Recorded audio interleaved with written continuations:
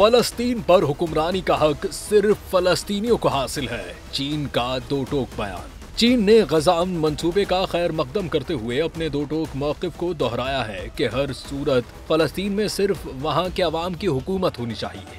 आलमी खबर रसां इदारे के मुताबिक चीन के वज़ीर ख़ारजा ने सहाफ़ियों से गुफ्तगू में कहा कि आलमी बिरादरी का भी यही मौक़िफ़ रहा है कि फ़लस्तीन पर फ़लस्तीनियों की हुकूमत हो।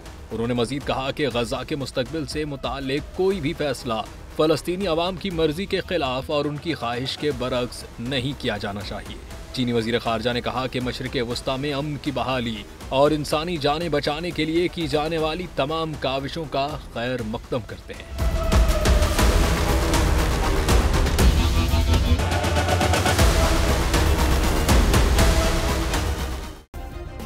सब्सक्राइब करें और बेल दबाएं ताकि कोई खबर रह न जाए।